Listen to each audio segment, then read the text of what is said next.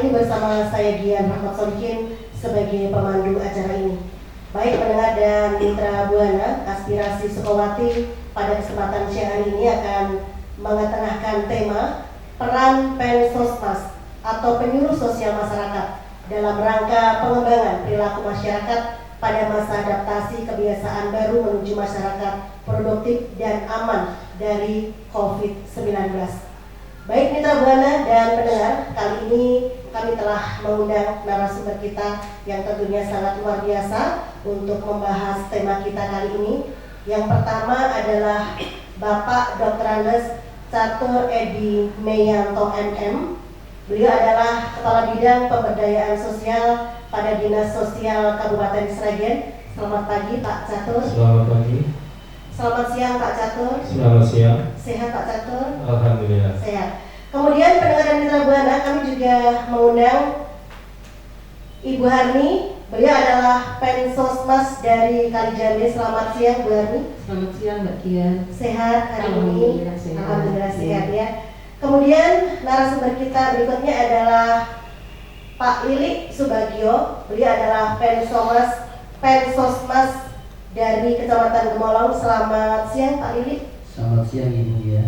Baik, kemudian narasumber kita yang keempat adalah Bapak Suwarjo. Beliau adalah penyuluh sosial Dinas Sosial Provinsi Jawa Tengah yang sehari-hari bertugas di Panti Raharjo Sragen. Selamat siang Pak Warjo. Selamat siang Dian. Sehat Pak Warjo? Alhamdulillah sehat walafiat.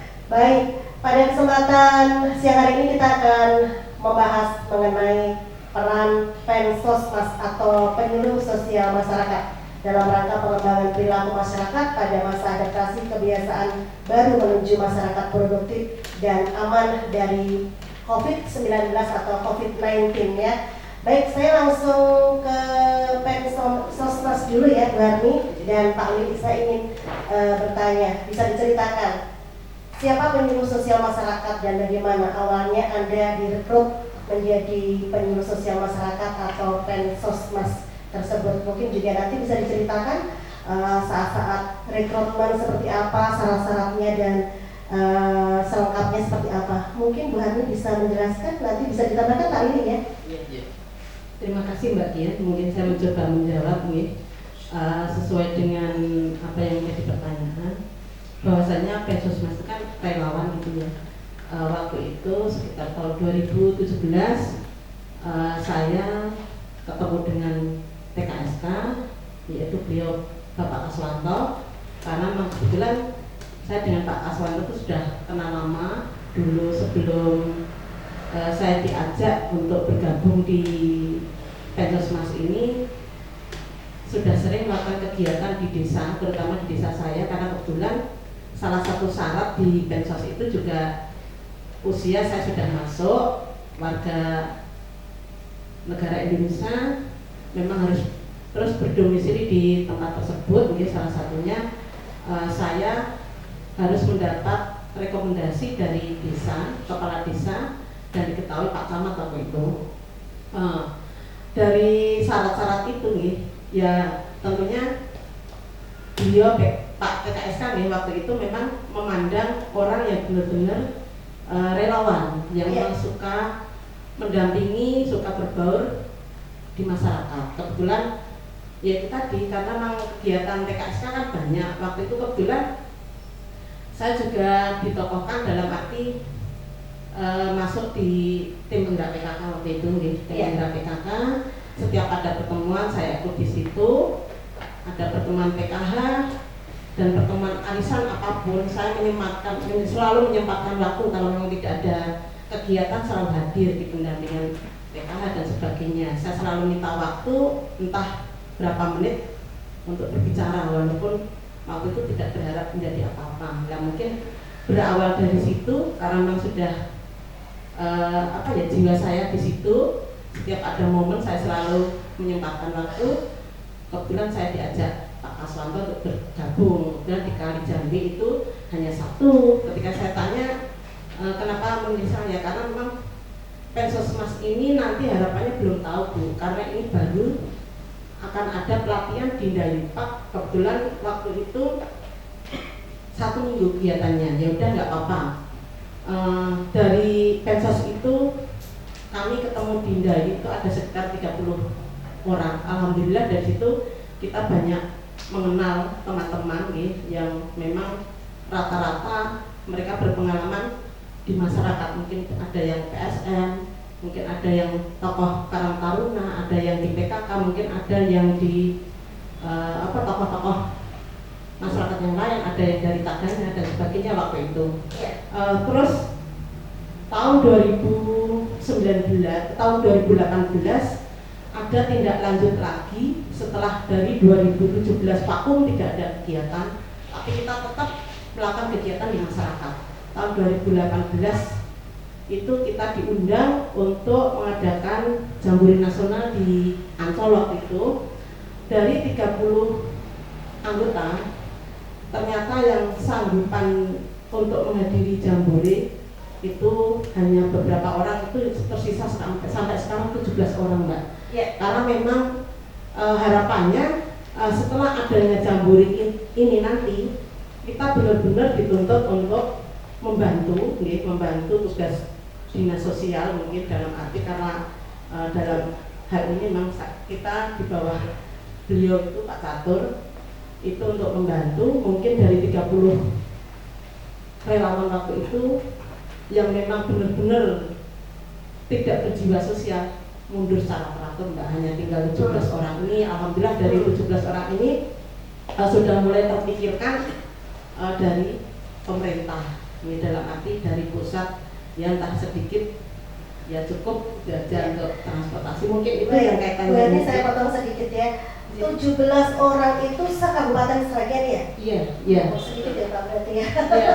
Iya. Iya betul. Seperti yang sudah disampaikan Bu Hardi tadi, ternyata yang bertahan untuk berjiwa sosial hanya 17 orang ya Pak ya. Iya, betul, Baik. Mungkin Pak Lili bisa menceritakan Pak asal mula bisa menjadi penyuluh sosial masyarakat seperti Bu Hardi tadi Pak. Silakan. Iya, terima kasih Bu Gian. Tadi sudah dijelaskan begitu banyak dari Bu Hardi berkaitan dengan latar belakang, kemudian perjalanan Pensosmas masyarakat ya. Iya. Pada dasarnya memang rekrutmen menjadi Pensosmas masyarakat ini berasal dari relawan. Dari relawan ya. Dari relawan. Kemudian basic dari teman-teman adalah secara tidak langsung sudah mempunyai jiwa sosial. Harus punya jiwa sosial dulu ya. Harus itu. Harus ya. Namanya juga relawan ya. Relawan. Iya. Bekerja secara sukarela berarti ya. Betul. Nah, seperti Bu Harni juga selaku penggerak PKK, berarti beliau sudah punya jiwa relawan dulu di PKK. Dan alhamdulillah saya sendiri waktu itu sebelum masuk di Pensosmas secara tidak langsung saya juga sudah masuk di salah satu organisasi sosial, penggerak sosial yaitu di kepemudaan. Dan di situ alhamdulillah saya juga jadi ketua Karang Taruna selama 2 periode yaitu 8 tahun.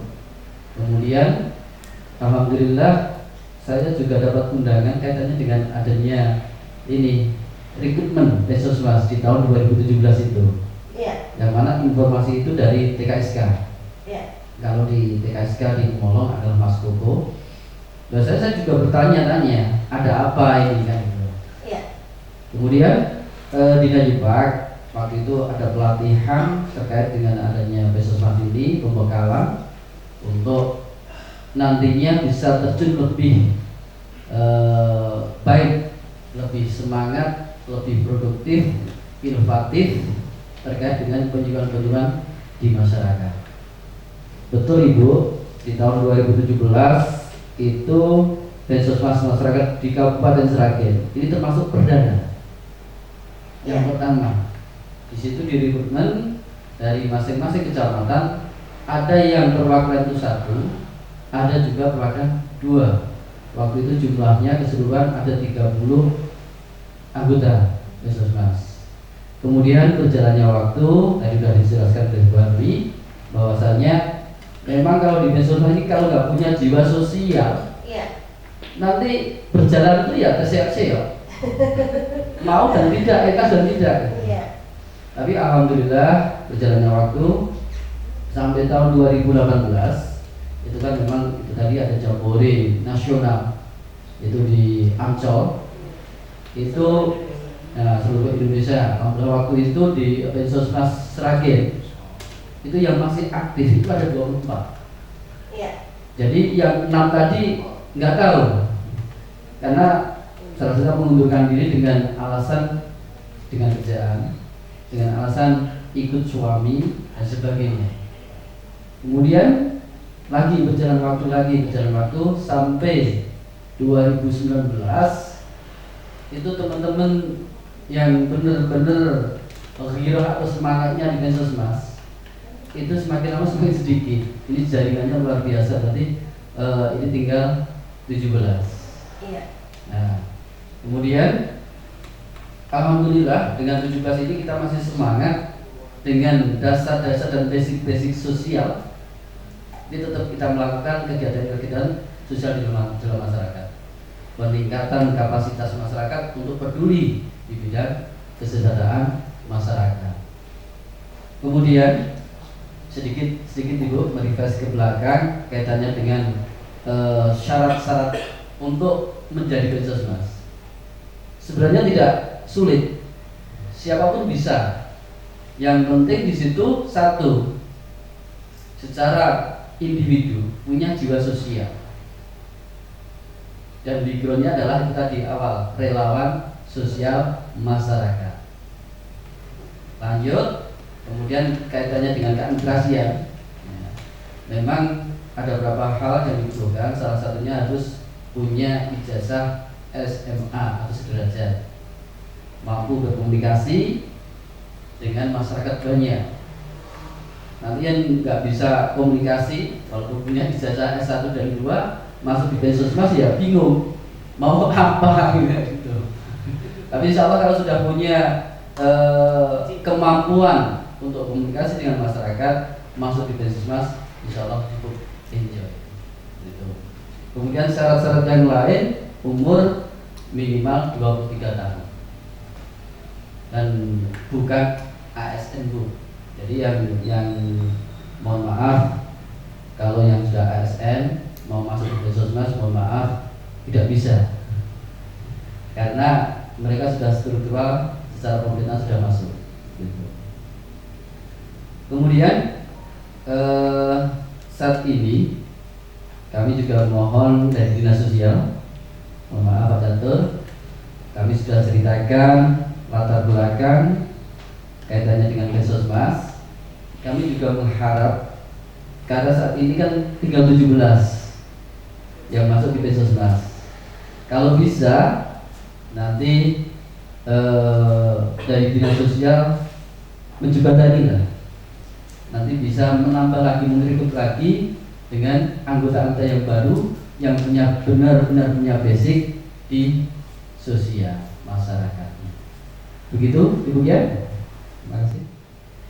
Baik, terima kasih Pak Li dan Bu Hani tadi sudah menceritakan awal mula ya bisa menjadi seorang penyuluh sosial masyarakat.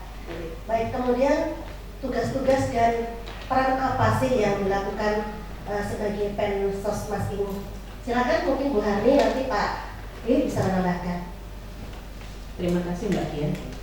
Sesuai dengan tugas dan peran Pensosmas ya, yang tugas kita yang pertama itu kan melaksanakan penyuluhan di tingkat masyarakat terkait mungkin program dan sasaran dari Dinas Sosial dalam arti dari Kemensos ya. Yang kedua menggerakkan masyarakat untuk berpartisipasi Mbak, berpartisipasi dalam arti untuk kepedulian mereka ya, di dalam masyarakat itu supaya ikut tergerak hatinya, ikut bersama-sama dengan penyuluh sosial menyebarluaskan apa yang sudah menjadi tugas kami dalam arti penyuluhan tadi ya, penyuluhan, sosialisasi dan mungkin juga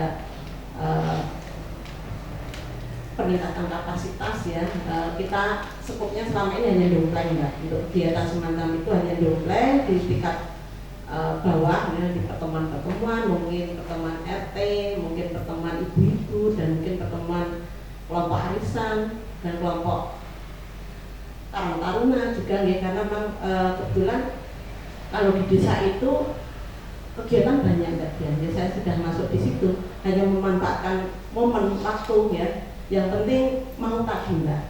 Setiap ada pertemuan mau itu tadi, terus juga di situ kita juga memberikan prakondisi dalam arti kan banyak permasalahan sosial juga di bawah yang terkait mungkin bantuan-bantuan, karena masyarakat itu senang kalau dibantu Mbak. Iya betul. Di situ Masih senang yang dibantu. iya senang dibantu. Iya. Yang kaya pun Masih mau dibantu, masih Iya, betul. iri ketika warga di bawahnya mendapat bantuan. Nah di situ itu yang peran kita, fungsi kita itu di situ tuh memang berat gitu nih, menjawab, beri penjelasan kepada yang sudah mampu tadi supaya sadar bahwasanya supaya tidak meri itu tadi nih.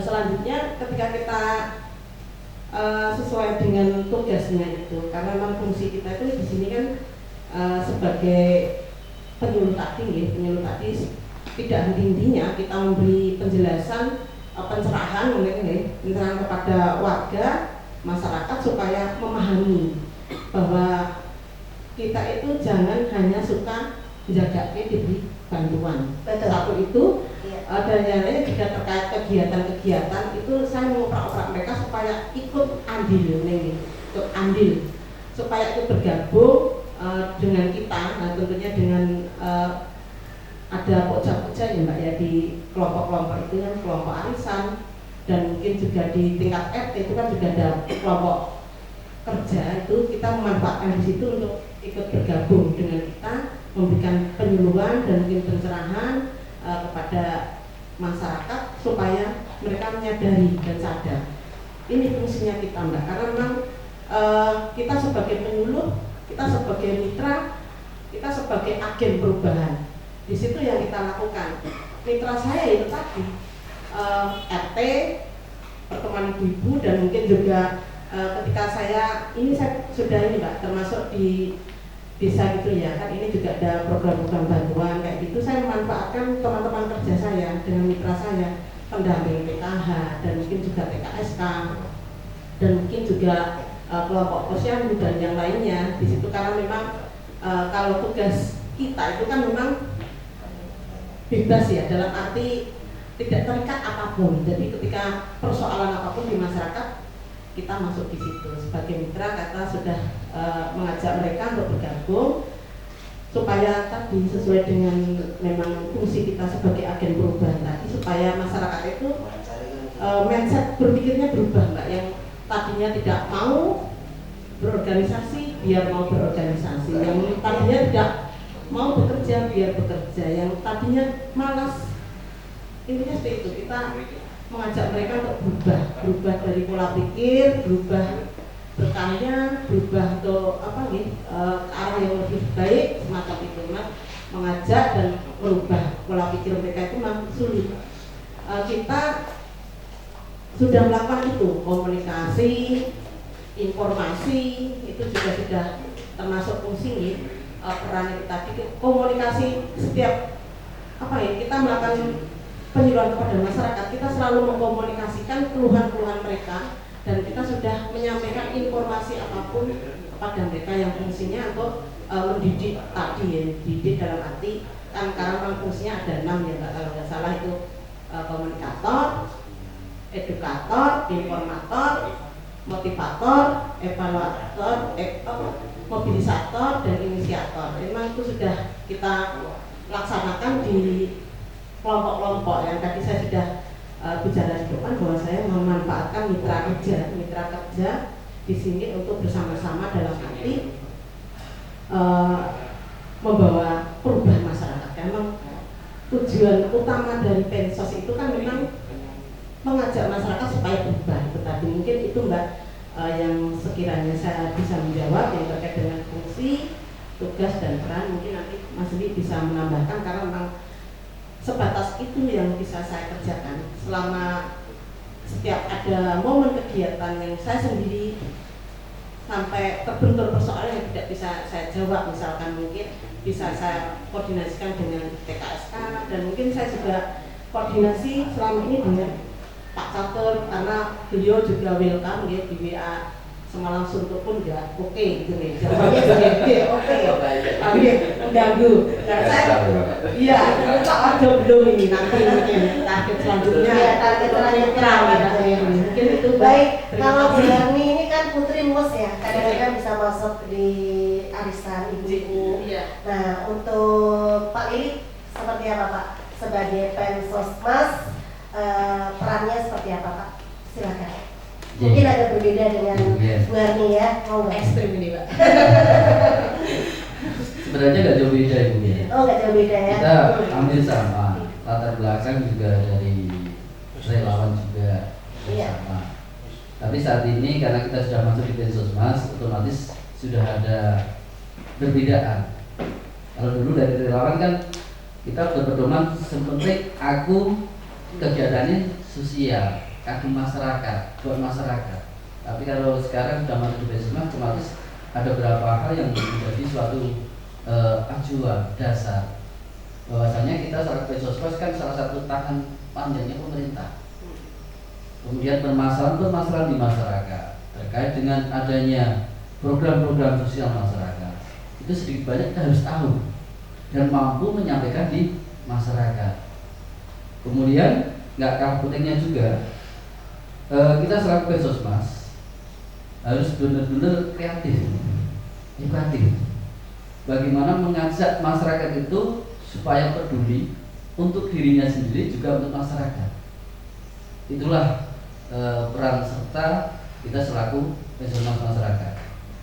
Kemudian dengan program-program pemerintahan yang saat ini tadi sudah dijelaskan Ibu Hani luar biasa. Memang masyarakat kita itu seperti biasa nyadong bantuan ya. Nah disitulah tugas kita untuk menjelaskan siapa toh yang berhak menerima, siapa toh yang mendapatkan program ini dan sebagainya. Jadi di masyarakat biar tidak ada salah paham ya terkait program itu.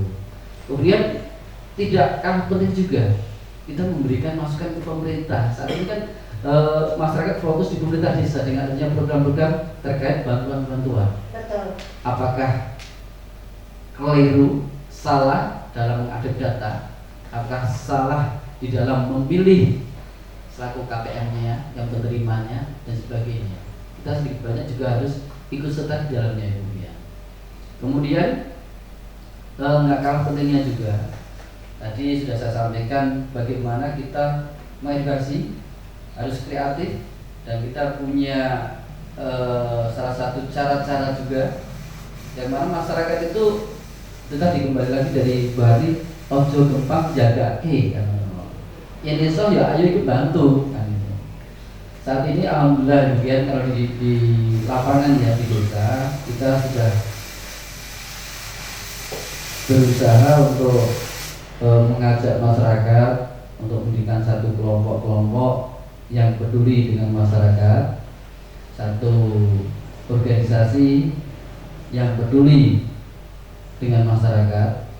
Bahkan saat ini alhamdulillah kita sudah membentuk kelompok budidaya ikan lele, yang mana waktu COVID itu bisa sinergi Bu.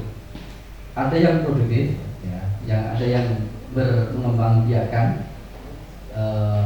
ikan lelenya, ada yang membesarkan, kemudian ada juga yang nanti ibu-ibu kalau di sana namanya sikandi ibu-ibu itu kita ajak untuk memasarkan.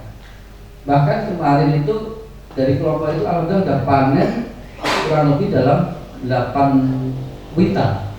Ya, itu kurang lebih dalam 8 kuintal itu 800 kilo ya. Ya 800 kilo. Nah, itu secara persentase habis dijual oleh Srikandi tidak kita kasihkan ke istilahnya bakul pedagang besar bukan, pengepul bukan, tapi melainkan dari Srikandi, dari ibu-ibu itu dia berkreatif untuk menjualnya dengan online ya. Itu alhamdulillah salah satu ini hasil yang saat ini bisa kita sampaikan. Ada lagi kegiatan-kegiatan yang lain berkaitan dengan kepedulian masyarakat. Ya, kita ayo kumpul untuk waktu kemarin adanya COVID itu juga, sebelum adanya new normal, kita berusaha yang punya rezeki, ayo kita kumpulkan, kita peduli kepada masyarakat, kita bagikan sembako, kita bagikan masker dan sebagainya. Itu salah satu peran serta bersosialisasi masyarakat di daerah-daerah atau di desa. Dan seperti itu. Baik, terima kasih Bu Harni dan Pak Lili. Kemudian saya ini ke Pak Catur nih, biar tidak selalu diam ya Pak ya. Baik, ini Pak Catur Kepala Bidang Pemberdayaan Sosial ya Pak ya, dan notabene sebagai pembina SDM Penyuluh Sosial Masyarakat. Nah, kemudian Pak, yang ingin saya tanyakan, apa sih Pak yang diharapkan dari peran Pensosmas, dan kemudian juga secara nyata seperti apa Pak peran Pensosmas ini yang diharapkan oleh Dinas Sosial sendiri Pak? Terima kasih. Jadi tadi masing-masing Pensosmas sudah menjelaskan perannya. Harapan kami yang di Dinas Sosial terhadap relawan Pensosmas, harapannya bahwa Pensosmas bisa menjadi tangan panjang Dinas Sosial Kabupaten Sragen dalam urusan sosial. Urusan sosial itu kan banyak.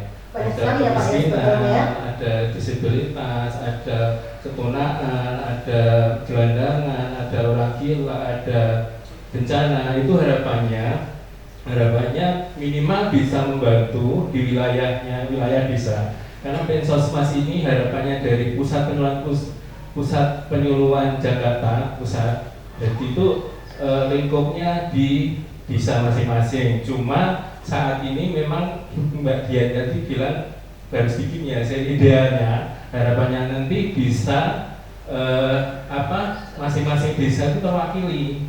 Masing-masing desa itu terwakili, jadi mungkin sampai 180-an lebih. Iya. Karena kita Sragen ada 208 desa ya Pak ya?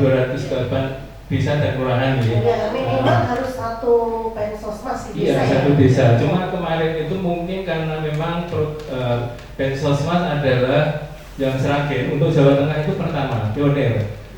Di samping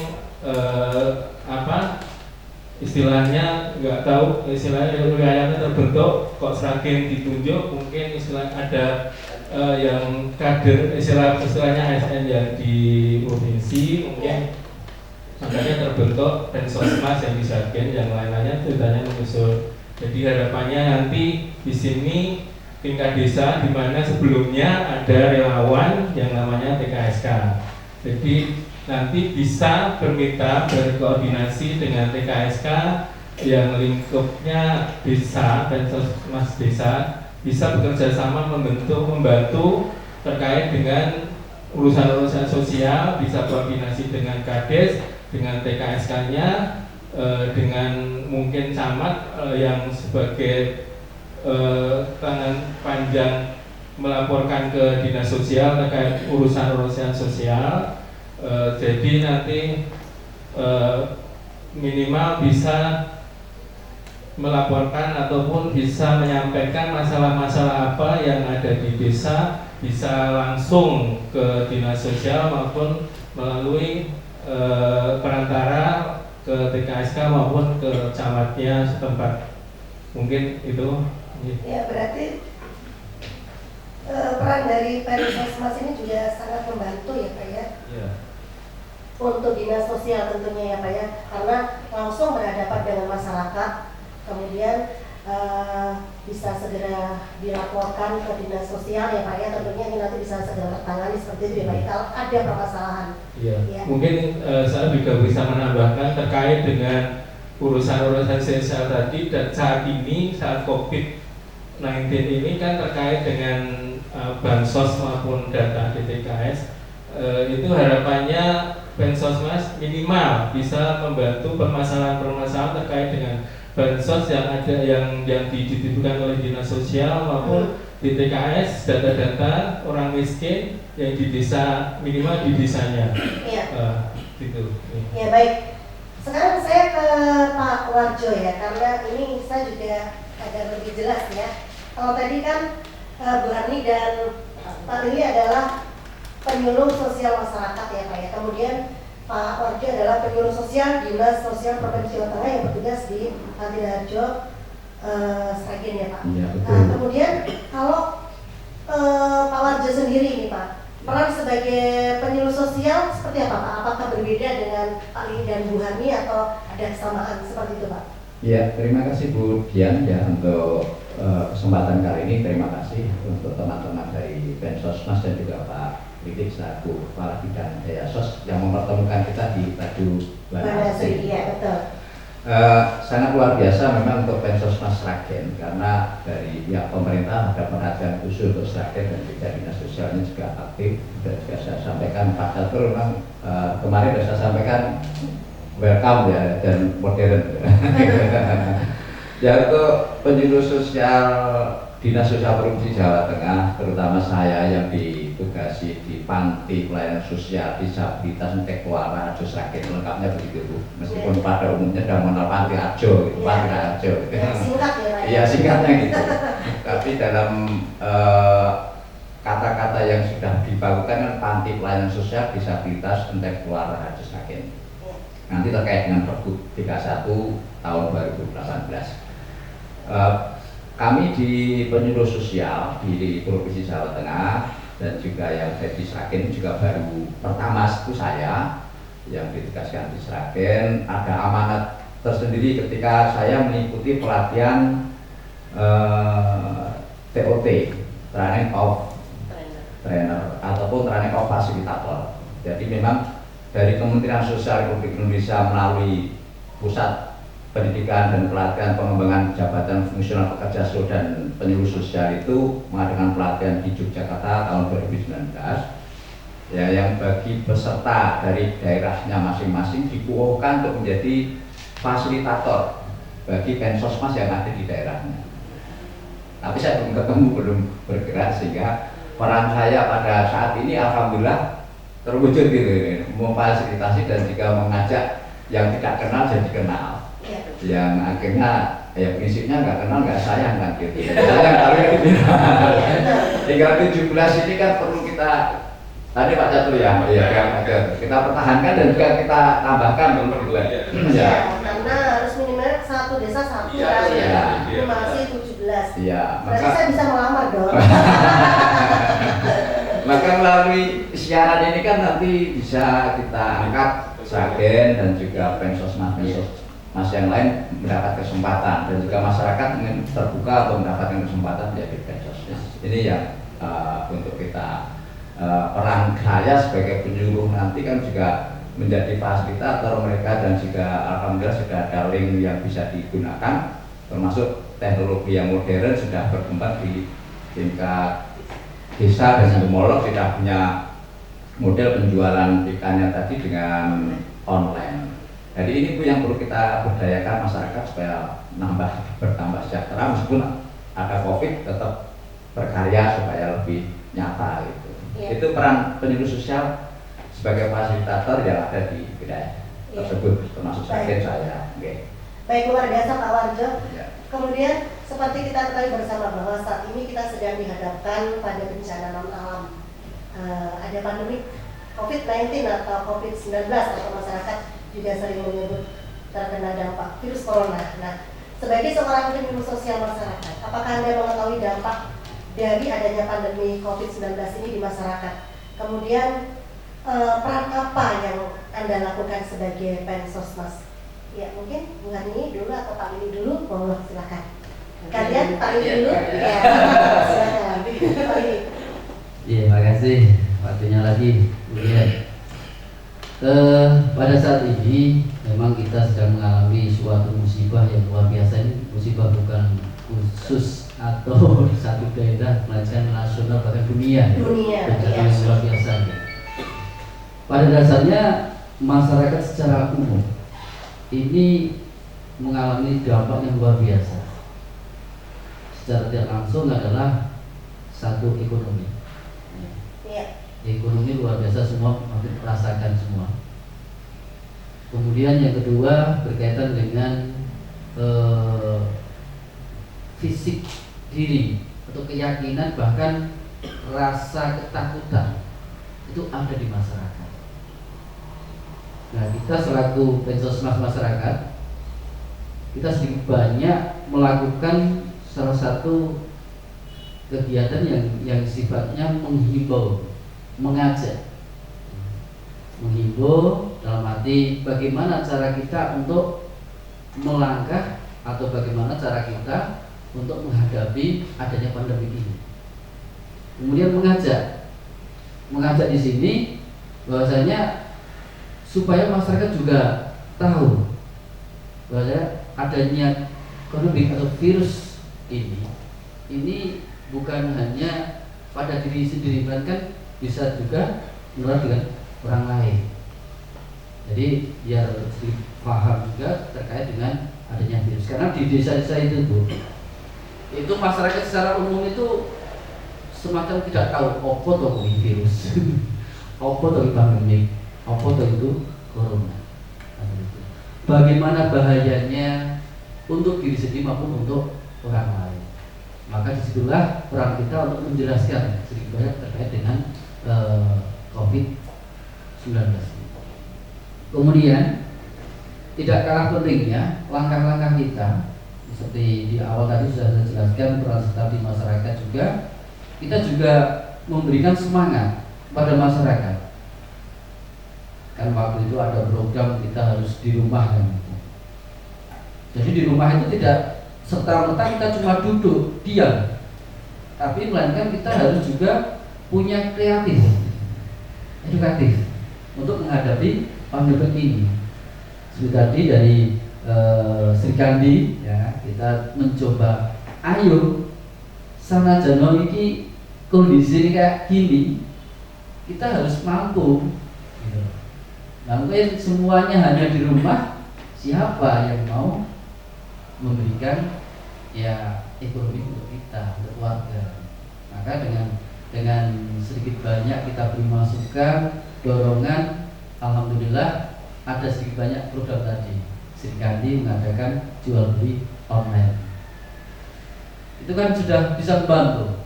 Dengan protokol kesehatan juga sudah bagus.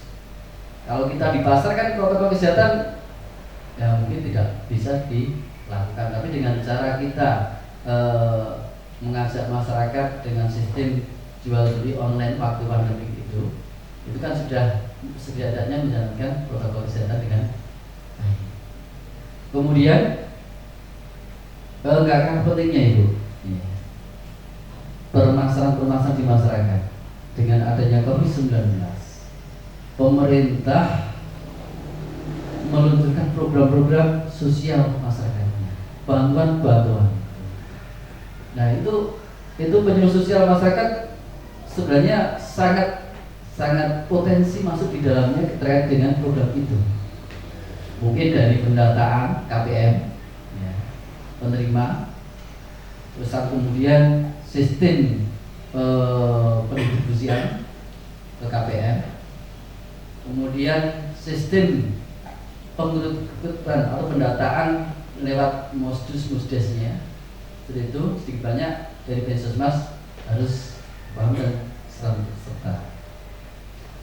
Tidak kalah pentingnya juga Ibu, ini kan ngapunten nih Pak Catur nih, di masyarakat ternyata walaupun secara aturan ini misalnya aturan itu sesuai dengan database ya, TKS itu kan ternyata di masyarakat itu sedikit banyak ada ketidaksinkronan data.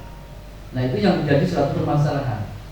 Ya semoga nanti di tahun yang akan datang ataupun tahun 2020 ini pensinkronan data dari bawah, dari desa maupun dari dinas sosial, kemudian sosial nanti bisa sinkron. Jadi di masyarakat tidak menjadi suatu permasalahan. Terkadang kan tumpang tindih Ibu, sudah dapat bantuan katakanlah PKH, tapi kok bisa masuk di bantuan yang lain.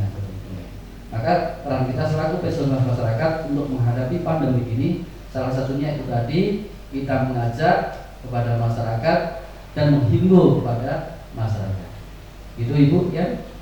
Ya baik, tadi Pak Lili sudah menyebutkan bahwa di pandemi COVID-19 ini tentunya pemerintah sudah memberikan berbagai program bantuan kepada masyarakat ya Pak ya. Kemudian yang ingin saya tanyakan Pak, setelah masyarakat ini mendapatkan penyuluhan dari Pensosmas ya Pak ya mengenai bantuan-bantuan yang diberikan oleh pemerintah, kemudian mungkin terjadi gejolak seperti apa Pak di dalam masyarakat? Mungkin ada yang menerima bantuan atau ada yang tidak menerima bantuan, itu tentunya akan terjadi gejolak. Mungkin menghadapi permasalahan seperti ini Pak di Kabupaten Sragen? Oh banyak Bu, hampir semua desa seperti itu Bu. Ada Iya. gejolak ya. Karena kan gini Bu, mohon maaf, bantuan itu kan tidak cuma satu program Bu. Iya. Ada bantuan PKH, ya. Terus kemudian bantuan sembako. Yang jadi permasalahan saat ini mungkin hampir semua desa Pak Pak terkait dengan bantuan BLT dana desa itu. Ya. Karena apa? BLT, nah, BLT dana desa ini itu kan diambil hanya 30% dari dana desa yang dapat. Itu apabila 800 juta ke atas. Kalau yang 800 ke bawah sekitar 25%. Yang gitu. Nah dari pengambilan dana itu, kalau kita melihat kondisi di masyarakat, kan tidak bisa merata. Bahkan kalau kita lihat data BES kemarin, KPN yang menerima itu satu RT itu yang menerima hanya 4 orang, 4 KPM. Padahal di satu RT itu ada mungkin 70 KK, ada yang 80 KK. Nah itu banyak. Nah di situ memang kita harus mensinkronkan data dulu. Kalau memang sudah mendapatkan program-program dari program-program sosial yang lain, berarti sudah tidak bisa masuk di bantuan BLT DD dan itu. Nah yang menjadi permasalahan kan di situ. Terkadang tidak mendapatkan bantuan yang lain, juga tidak mendapatkan bantuan BLT. Nah ini yang menjadi suatu permasalahan di masyarakat. Rabi doleh aku rakyate, maksudnya kan oh ya aku itu. Nah itu yang wajib kita kasih penjelasan ke masyarakat bahwasannya memang bantuan ini itu ada syarat-syarat khusus yang harus diprioritaskan. Itu Bu. Baik, saya ke Pak Catur nih Pak Catur. Ini terkait dengan bantuan sosial ya Pak ya. Bantuan sosial yang dilakukan oleh Pemkab Sragen melalui dinas sosial itu apa saja sih Pak? Terima kasih. Terkait dengan bantuan sosial, tadi Mas Rili menyebutkan bantuan sosial itu tidak cuma satu, tapi ini terkait untuk dinas kabupaten ya. Dalam hal ini dinas sosial itu bahwa dalam rangka COVID-19 ini pemerintah Kabupaten Sragen telah membentuk gugus tugas penanganan COVID-19 di mana diketuai oleh Ibu Wali sendiri. Dan langkah berikutnya setelah terbentuknya gugus tugas, masing-masing anggaran dinas UPD itu dipotong 50% untuk kegiatan penanganan COVID, di mana dibagi dalam bantuan sosial dibagi dalam 3 kegiatan atau sektor. Yang pertama dari pengaman sosial, di mana di dinas sosial, yang dari pengaman kesehatan dan ekonomi. Bahwa dengan adanya anggaran 50% refocusing untuk penanganan COVID ini, pemerintah Kabupaten Sragen melalui dinas sosial, bahwa dinas sosial telah melaksanakan atau pengadaan sembako, di mana sekitar 56.000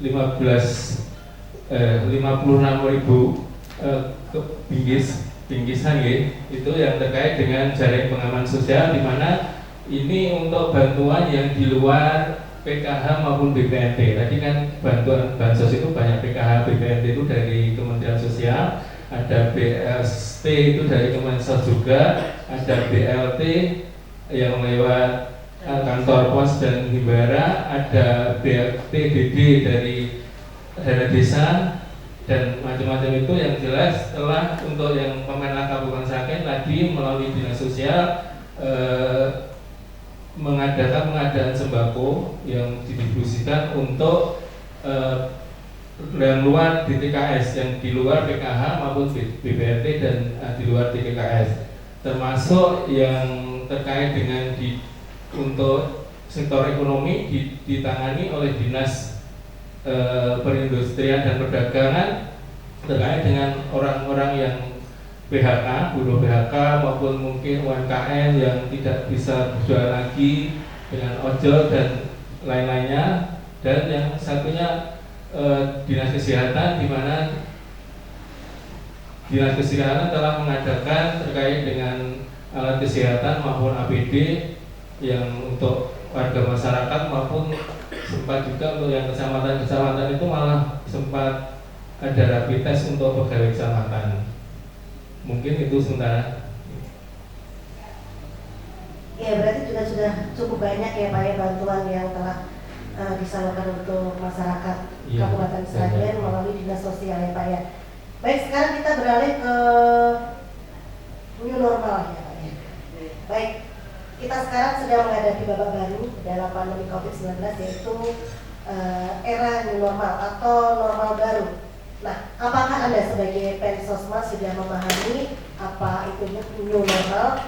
Kemudian yang ingin saya tanyakan, bagaimana Anda melihat masyarakat di desa? Apakah masyarakat kita ini sudah bisa menerima atau beradaptasi menghadapi kondisi new normal ini? Semoga mungkin Bu Hani atau Pak Milik. Saya mencoba menjawab gantian tadi. Ya, silakan. Apa yang tadi sudah disampaikan Mas Lili kaitannya dengan pandemi itu tadi sudah disampaikan kepada kita ya, bahwasanya apa yang sudah dilakukan Mas Lili itu juga sudah kita lakukan di daerah ya, semacam tadi yang sudah disampaikan Pak Catur kaitannya dengan gugus depan itu memang betul. Dari gugus COVID ya, gugus COVID itu di desa saya terutama nih, saya tadi mungkin sebelum mencoba itu kan ada kaitannya ya Mbak ya dengan new normal. Itu di tingkat desa ada gugus COVID itu, di warga kami juga sudah ada kepedulian membentuk posko sendiri nih, dengan berbagai macam ya penyaluran disinfektan, hand sanitizer, masker dan sebagainya yang kaitannya dengan ini, karena memang kebetulan program yang kaitannya dengan pandemi ini banyak sekali menghambat kemajuan di desa, terutama karena banyak pengangguran.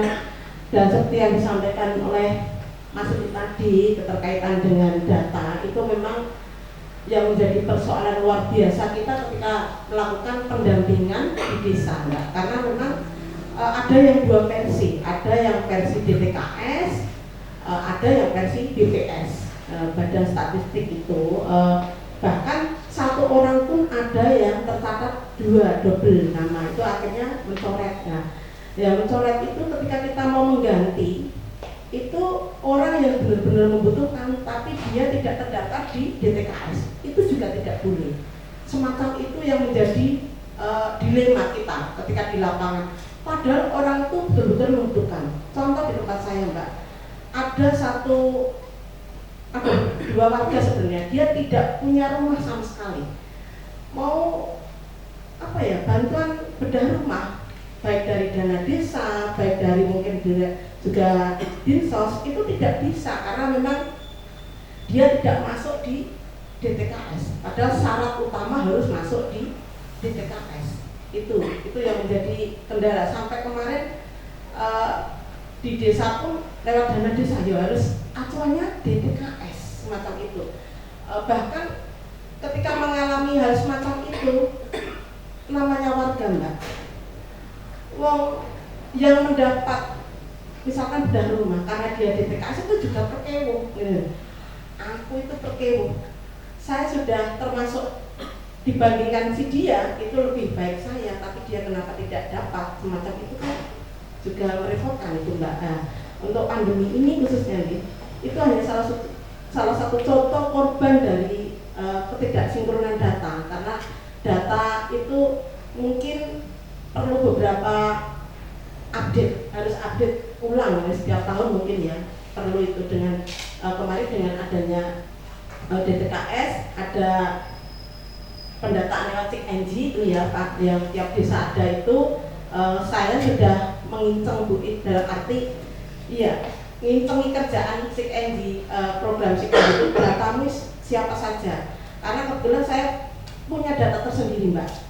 Saya mencoba mendata warga saya sendiri, khususnya di desa saya ya, memang karena saya fokus di desa saya, walaupun prakteknya saya juga diminta TKSK untuk membantu di desa-desa yang lain. Itu saya sudah mencoba mendata warga-warga yang tidak terupdate di BPKS maupun tidak terupdate di dana desa itu tadi. Itu semacam itu nanti bisa saya masukkan, karena data SIK itu bisa ada perubahan setiap pertengahan tahun ya Pak, perubahan. Di situ saya mencoba yang sudah saya lakukan di situ ya.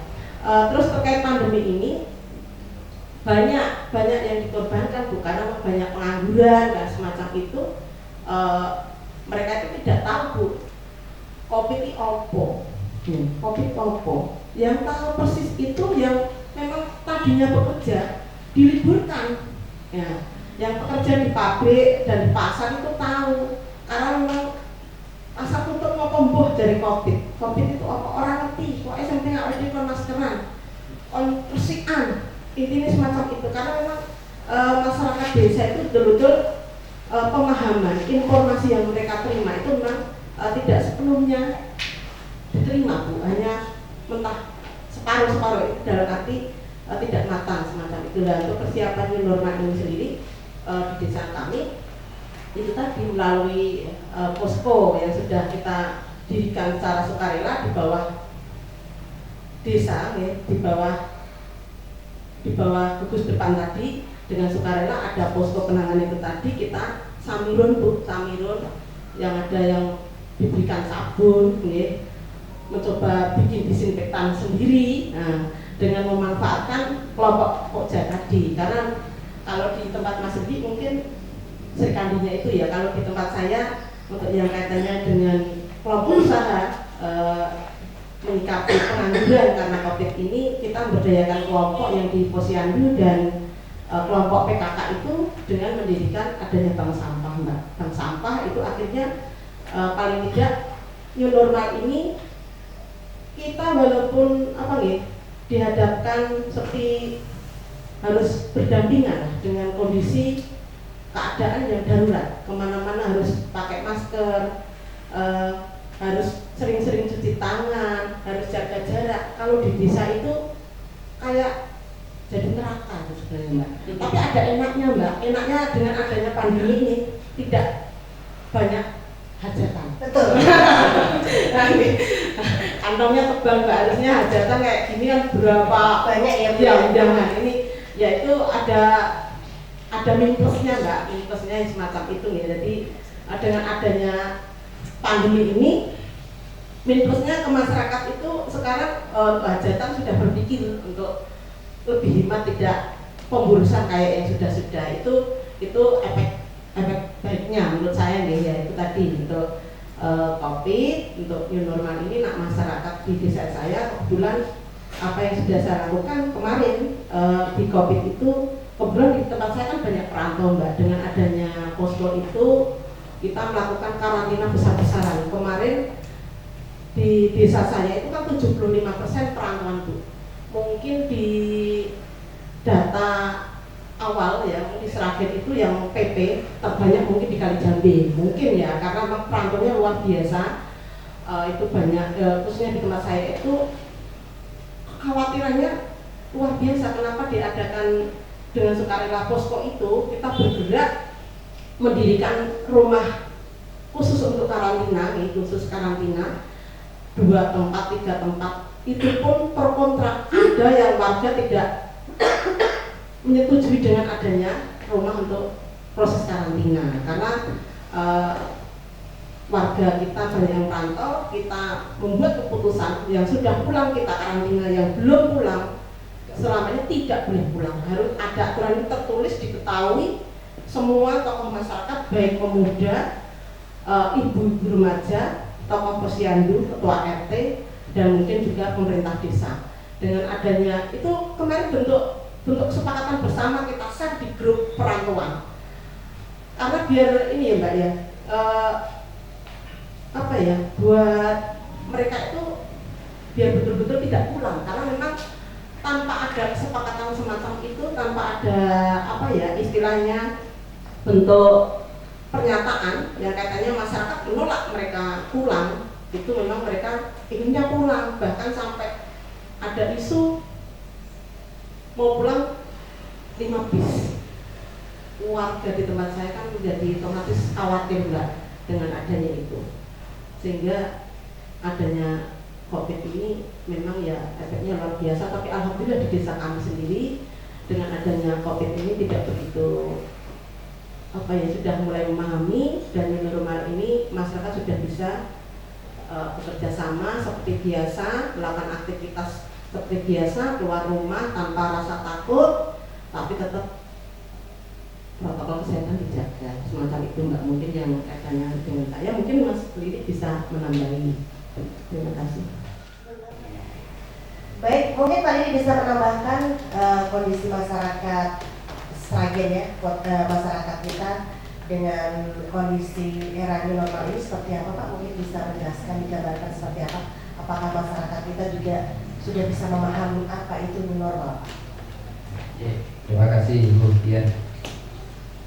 Terkait dengan new normal ini kondisi real masyarakat kita ya. Sampai saat ini masyarakat itu sebenarnya belum paham arti new normal itu sendiri. Cuma secara umum masyarakat hanya ikut-ikutan. Oh, saat itu udah new normal dari kemarin adanya pandemi. Nah, langkah-langkah new normal itu apa dan bagaimana sikapnya? Terkadang masyarakat tidak paham. Seakan-akan di masyarakat umum dengan ada bahasa baru new normal, ini kayak sudah kehidupan baru, bebas lagi, kembali ke normal gitu ya? Ya, kembali ke normal. Itu masyarakat secara umum. Tapi sebenarnya kan tidak seperti itu. Nah, tugas kita selaku penyuluh sosial masyarakat, kita menjelaskan bahwasanya dengan kondisi saat ini, dengan adanya program new normal ini, bukan berarti kita bebas, tapi melainkan tetap kita melaksanakan gaya hidup yang baru sesuai dengan protokol-protokol kesehatan di dalam penanganan COVID-19 ini. Untuk itu ya sedikit banyak kita setiap pada pertemuan dan sebagainya kita sampaikan arti yang sebenarnya atau tujuan yang sebenarnya adanya program new normal ini. Baik, saya langsung ke Pak Catur. Mungkin Pak Catur dengan adanya kebijakan new normal di Kabupaten Sragen, mungkin ada dasar hukumnya Pak, regulasinya seperti apa Pak? Terima kasih, menambahkan sedikit terkait dasar hukum bahwa pemerintah Kabupaten Sragen telah menerbitkan surat edaran terkait dengan new normal, surat edaran Bupati nomor 360 tahun 2020, di mana intinya bahwa new normal intinya menghimbau kepada baik ASN maupun masyarakat Sragen bahwa new normal itu perilaku hidup atau tata hidup, cara hidup yang baru di mana wabah pandemi ini dengan masih menjalankan protokol kesehatan, di mana saling jaga jarak, pakai hand sanitizer, pakai masker, tidak berkerumun dan lain-lainnya itu. Dan begitu juga ke SSN bahwa dulu pas saat belum ada new normal kita 30% di kantor, yang 70% kerja di rumah WFH gitu. Sekarang mulai masuk semua ke dinas, jadi kerja di dinas masing-masing, dan dimulai saat itu Sragen menerapkan new normal pada tanggal 10 Juni 2020. Mungkin itu. Baik Pak, ini kaitannya dengan new normal. Mungkin sedikit mumpung kita ketemu sama Pak Catur nih Pak ya, selaku pembina juga dari SDM penyuluh sosial masyarakat. Mungkin apakah ada peraturan atau kebijakan pemerintah Kabupaten Sragen yang bisa digunakan sebagai pedoman Pensosmas dalam menyampaikan informasi dalam memasuki new normal itu, Pak? Terima kasih. Kalau untuk kebijakan secara tertulis belum ada, cuma tadi ada surat edaran dari Bupati Sragen terkait dengan tatanan yang baru new normal ini. Jadi pedomannya pakai itu ya, Pak? Iya, masih Baik. pakai itu. Baik, sedikit saja mungkin untuk menutup perbincangan kita nanti mungkin bisa dimulai dari Pak Bu Harni, Pak Lili, Pak Warjo dan Pak Catur ya. Himbauan kepada masyarakat agar masyarakat kita memahami penerapan new normal. Mungkin dari Bu Harni sendiri, silakan dimulai dari Bu Harni. Himbauannya apa Bu Ya. untuk masyarakat kita? Himbauan saya kepada masyarakat, jangan takut dengan adanya pandemi ini dan dengan kondisi new normal ini. Yang penting kita tetap beraktivitas seperti semula. Kita beraktivitas, yang tadinya bekerja juga bekerja, yang berjualan, kita normal aja melakukan aktivitas. Tapi yang penting kita tetap mematuhi protokol kesehatan itu tadi ya, jaga jarak, mungkin ya menghindari kerumunan ya, pakai hand sanitizer dan sering-sering cuci tangan itu saja. Dan tidak lupa ketika dimanapun kita berada, walaupun dalam kondisi seperti ini, yang penting kita itu selalu berdoa dimanapun berada, karena tujuan kita beraktivitas walaupun dengan adanya pandemi ini dan new normal ini. Ketika kita berdoa, pasrah diri dan tetap waspada, insya Allah kita bisa terhindar dari COVID-19 ini dan kita bisa bersahabat dengan corona dalam situasi new normal ini. Mungkin itu yang bisa saya sampaikan. Jangan takut untuk tetap beraktivitas. Iya, mungkin Pak Lili bisa menambahkan himbauan apa yang Anda harapkan sebagai Pensosmas kepada masyarakat di era new normal ini, Pak Lili? Ya, mungkin sedikit saya menghimbau pada masyarakat, mari kita wujudkan Sragen menuju zona hijau dengan cara tetap patuhi protokol kesehatan. Iya. Tetap jaga kesehatan, jangan lupa berdoa supaya masyarakat Kabupaten Sragen umumnya terhindar dari COVID-19. Itu. Baik, mungkin Pak Warjo, nanti Pak Catur terakhir gongnya ya Pak ya. Silakan Pak Warjo. Terima kasih. Himbauan kami kalau dari masyarakat umum sudah disampaikan rekan Pensosmas, saya spesifik kepada saudara-saudara saya yang mempunyai keluarga kategori disabilitas, baik disabilitas intelektual, disabilitas mental maupun disabilitas sensorik atau netra, dan yang tergabung di keluarga difabel yang menjadi difabel, mohon untuk senantiasa menjaga kesehatan, protokol kesehatan, social distancing, physical distancing tetap dijaga. Juga pada lanjut usia, karena rentan terkena COVID-19, mohon untuk tetap menjaga kesehatan. Terima kasih. Baik, Pak Catur, silakan Pak Catur. Terima kasih. Himbauannya. Ini terkait dengan himbauan warga masyarakat, di mana telah diterbitkan surat edaran Bupati Sragen, di mana new normal kita di pandemi ini COVID-19 ini bahwa hidup yang normal tapi masih dalam protokol kesehatan. Harapannya masyarakat bisa mematuhi protokol kesehatan. Mungkin sudah tahu masyarakat di protokol kesehatan, di mana harus memakai masker, harus sering cuci tangan, harus jaga jarak, hindari kerumunan, dan kalau ada pertemuan harus ada cek suhu dan lain-lain itu. Mohon untuk ditindaklanjuti, dilaksanakan, dan selalu berdoa dan bekerja sesuai pekerjaan masing-masing. Berdoa untuk selalu diberi kesehatan, keselamatan, dan wabah virus corona ini bisa segera diangkat dari muka bumi Sukowati ini. Amin. Baik, terima kasih kehadiran bapak-bapak dan ibu narasumber. Soalnya ibunya cuma satu sama saya ya. Iya, betul. Nah, berarti ya. Cantik sendiri ya Mbak.